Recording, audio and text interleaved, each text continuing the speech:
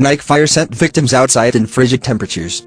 New York, as residents escaped a fire that left 12 people dead in the Bronx Thursday night, they were met with bitter cold and dangerous temperatures, CBS New York reports.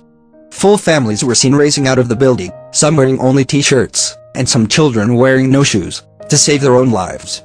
In Nike, officials have been issuing warnings all week about the dangers of being out in this cold without the proper clothing.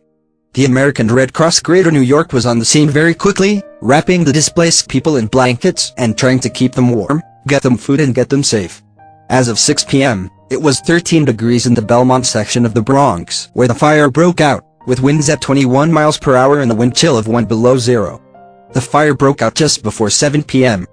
By 10 p.m., the temperature had dropped to 10 degrees with winds still at 21 miles per hour and a wind chill of 4 below zero. It is the kind of cold where icicles can actually be seen forming off of the fire hydrants.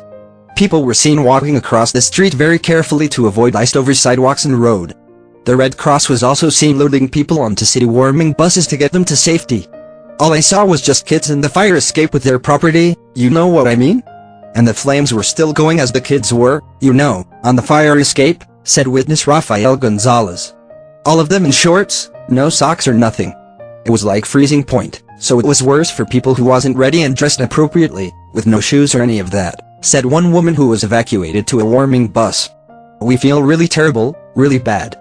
You cannot imagine being this cold right now, said another woman from the building who was on the bus with her husband and her 2 children, ages 1 and 3. They stood in the cold for hours wrapped in blankets to try to get help. Office of Emergency Management Commissioner Joe Esposito said a nearby school, Crotona International Academy at 2474 Crotona Avenue, had been opened as a reception center for those displaced. The Red Cross transported the displaced people to the school to get them some food and some more warmth, and to try to figure out what their living situation would be for the next several days. 12 people were confirmed dead in the fire, and Mayor Bill de Blasio said 4 people were also in critical condition and fighting for their lives late Thursday.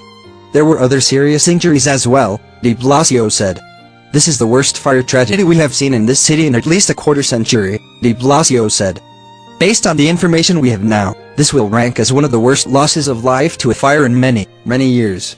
De Blasio said 12 others were rescued and will survive.